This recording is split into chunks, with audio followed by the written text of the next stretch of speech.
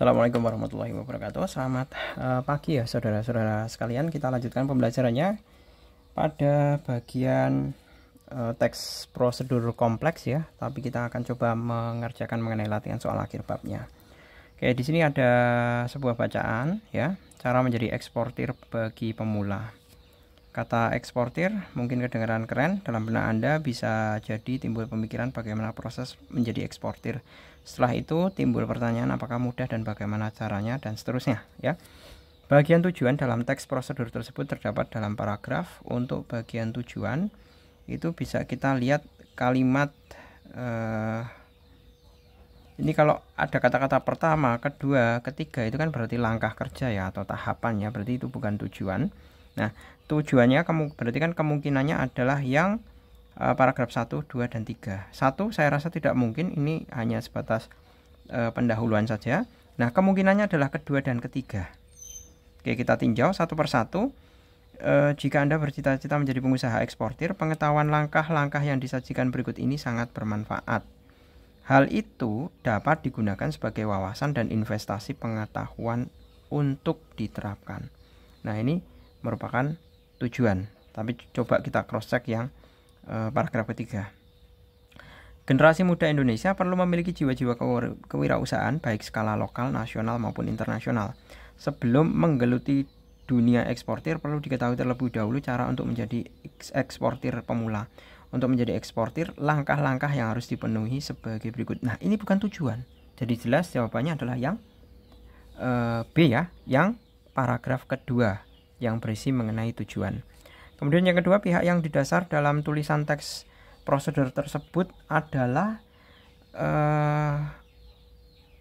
yang disasar ya. Karena yang disasar ini eksportir iya, tapi yang sasar itu kan yang namanya eksportir itu kan ada yang pemula, ada yang udah kawaan atau udah kelas kakap atau yang sudah ahli ya. Tapi untuk tulisan ini yang disasar adalah generasi muda yang ingin menjadi eksportir. Jadi jawabannya adalah yang E. 3. Kutipan dari teks prosedur tersebut yang mengandung kalimat imperatif. Imperatif itu mengandung perintah ya. Imperatif. Kita coba uji masing-masing kalimat.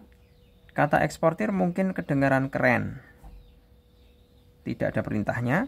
Jika Anda bercita-cita menjadi pengusaha eksportir, pengetahuan langkah-langkah yang disajikan berikut ini sangat bermanfaat. Tidak mengandung perintah. Generasi muda Indonesia perlu memiliki jiwa-jiwa kewirausahaan, tidak mengandung perintah. Kedua, milikilah. Nah, ini ada kata kuncinya ini, milikilah. Milikilah itu adalah kata perintah atau kata mengandung makna imperatif. Jadi jawabannya adalah yang D. Berikutnya, untuk yang nomor keempat, kutipan dari teks prosedur tersebut yang mengandung kalimat deklaratif. Milikilah imperatif, milikilah imperatif. Kamu harus memiliki imperatif, buatlah imperatif. Pembuatan NPWP ini tidaklah sulit dan tidak perlu biaya untuk mengurusnya. Nah, inilah deklaratif. A sampai D itu imperatif semua. Berikutnya, yang nomor selanjutnya ternyata ada teks lagi. Langkah membuka usaha kuliner. Di sini sudah ada bacaannya ya. Untuk yang 1, 2, 3, 4, 5 itu merupakan tahapannya. Ini mestinya adalah pendahuluan. Nah, langsung saja kita ke pertanyaan. Pernyataan berikut yang tidak sesuai dengan teks di atas adalah, nah kalau ini harus baca keseluruhan ini. Ini harus membaca secara keseluruhan. Yang tidak sesuai dengan teks di atas adalah, kita uji satu persatu. Dunia kuliner merupakan peluang bisnis yang menjanjikan. Yang tidak sesuai ya. Ini sesuai. Ini sangat menjanjikan ya. Kemudian menjual makanan andalan merupakan langkah yang tepat. Ini juga sesuai. Jika mendekat lokasi yang strategis tidak memerlukan promosi. Nah, ini tidak dinyatakan di dalam teks. Coba kita lihat. Buat rencana promosi. Hal paling mendasar yang dapat menarik pelanggan adalah dengan melakukan promosi. Akan tetapi membuat promosi perlu adanya perencanaan yang matang agar bisnis yang baru mulai dikembangkan tersebut tidak mengalami kerugian. Di sini sama sekali tidak mengandung statement bahwa kalau lokasi yang strategis tidak memerlukan promosi. Bahkan sekelas Aqua, Coca-Cola ataupun produk-produk Unilever itu yang sudah terkenal dan bahkan memiliki market share yang besar, itu mereka masih promosi, ya. Jadi jelas pernyataan kelima ini salah. Kemudian yang keenam, salah satu ciri kebahasan teks prosedur kompleks adalah menggunakan kata baku pada teks tersebut. Kata yang tidak baku adalah, ini jelas ya, menyicipi. Kata bakunya adalah mencicip atau menyicipi. Sebentar.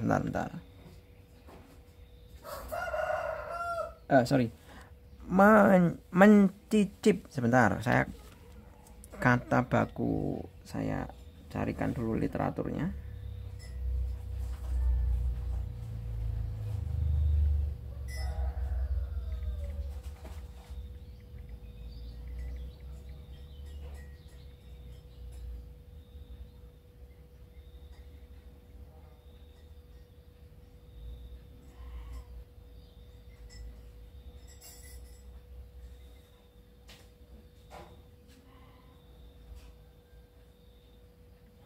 Kata baku mencicipi ya.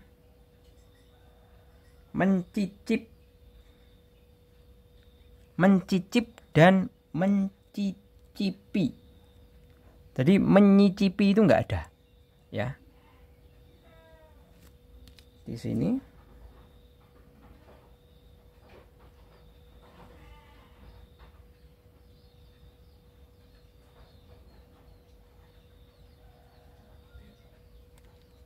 ya.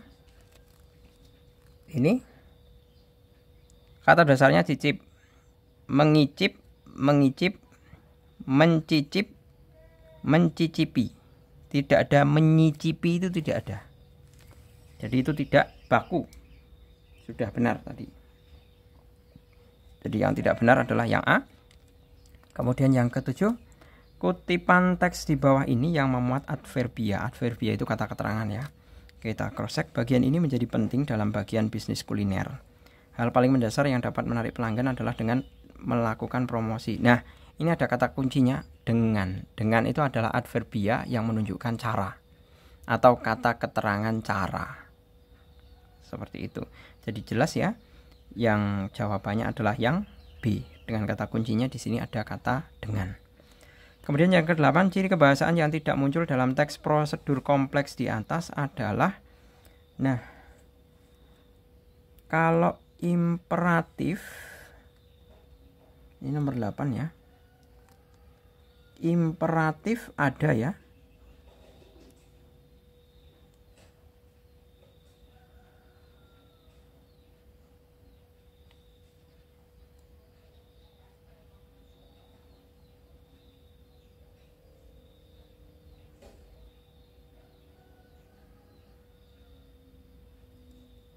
Sebentar. Kalau deklaratif ini banyak sekali deklaratifnya. Deklaratif itu kan sebuah pernyataan. Kalau imperatifnya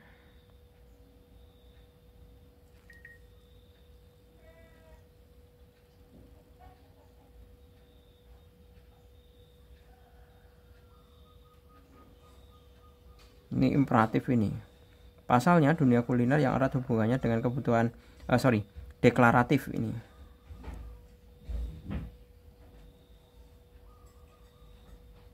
Siapkan imperatif. Siapkan imperatif. Buat rencana promosi imperatif juga. Kemudian kata bilangannya mudah, ada 1, 2, 3, 4, 5. Ini semuanya nomor ya, itu adalah kata bilangan. Kemudian adverbia ini tadi dengan. Nah, keterangan cara. Kemudian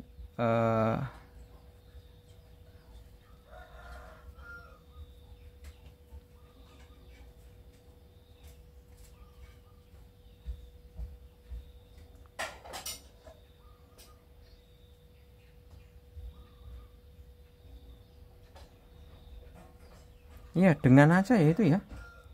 Kalau adverbianya Pak Jul menemukan hanya dengan. Tapi kalau yang interrogatif atau mengandung pertanyaan ya, itu tidak ada. Jadi 8 ini yang tidak ada di dalam teks prosedur kompleks ini adalah kalimat interrogatif. Oke, kita mulai. Lanjutkan nomor 9. Selain memilih kandang, Anda juga perlu memahami tingkat kepadatan populasi ayam. Dalam hal ini Anda bisa menentukan berdasarkan umur ayam dari 1 minggu, 2 minggu hingga di atas 2 minggu. Cara ini dilakukan agar kepadatan populasi ayam di dalam kandang bisa diatur dan mencegah suhu di dalam kandang cepat panas. Jika dilihat dari isinya, kutipan tersebut dalam struktur teks prosedur kompleks termasuk bagian selain memilih kandang, Anda juga perlu memahami. Nah, perlu memahami itu kata kunci tahapan ya. Nah, atau bisa dikatakan kalau di bagian optionnya ini adalah langkah-langkah. Jadi paragraf ini merupakan bagian dari langkah-langkah. Yang E. Kemudian yang 10, interpretasi yang tepat berdasarkan isi kutipan teks tersebut adalah kita dapat mengetahui kepadatan kandang ayam dari umur ayam. Bisa jadi menjaga kepadatan kandang ayam dengan cara mengatur suhu kandang tersebut. Ini nggak ada korelasinya ya. Memilih kandang ayam berdasarkan umur ayam, tidak. Membedakan kandang ayam berdasarkan umurnya dapat menjaga. Membedakan kandang ayam berdasarkan umumnya, kandang ayam berdasarkan umumnya tidak ada ya. Misalkan umur seminggu, 2 minggu itu dipisah-pisah kandangnya, itu nggak ada. Ayam yang berumur lebih dari 2 minggu memiliki kepadatan kandang yang lebih tinggi, tidak ada di dalam deskripsi. Yang lebih tepat adalah kita dapat mengetahui kepadatan kandang ayam dari umur ayam. Nah, logikanya apa? Logikanya seperti ini. Ayam itu kan semakin hari, semakin bertambah minggu ya, itu dia akan semakin besar. Kalau semakin besar, itu kan nanti kepadatannya semakin kecil. Jadi bukannya tambah banyak, tapi kalau ayam yang besar itu kan membutuhkan ruang atau tempat yang luas. Misalkan ayam umur 1 DOC ya. DOC itu maksudnya anakan ayam 1 minggu, di bawah 1 minggu dibandingkan dengan ayam umur 2 minggu atau 4 minggu. Otomatis kalau misalkan 1 meter 1 meter persegi itu kalau untuk anak ayam itu bisa muat untuk 100 anakan ayam. Kalau misalkan sudah berumur 2 minggu atau bahkan 4 minggu, otomatis kan tidak muat lagi. Nah, itulah. Jadi kepadatan ayam itu bisa dilihat dari umur ayamnya. Jadi jawabannya adalah yang A. Seperti itu. Untuk masalah suhu itu hanya berpengaruh dalam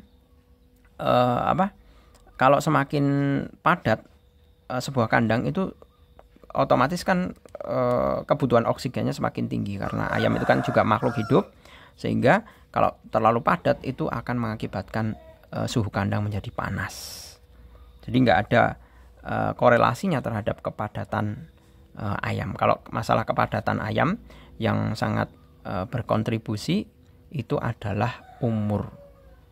Semakin besar umur ayam, nanti kepadatannya akan semakin berkurang. Dalam artian 1 meter persegi untuk ayam umur 4 minggu atau 2 minggu atau 4 minggu akan butuh lebih luas ya, atau muatnya malah lebih sedikit dibandingkan kalau 1 meter persegi untuk anak-anak ayam atau DOC yang baru turun dari kandang, baru turun dari kardus. Biasanya kan anak-anak ayam atau DOC itu kan dimasukkan ke dalam kardus. Setiap satu kardus itu 100, biasanya itu 100 plus 1 anak-anak ayam, seperti itu. Oke, gitu ya, saya rasa cukup. Semoga bermanfaat. Terima kasih, selamat pagi. Assalamualaikum warahmatullahi wabarakatuh.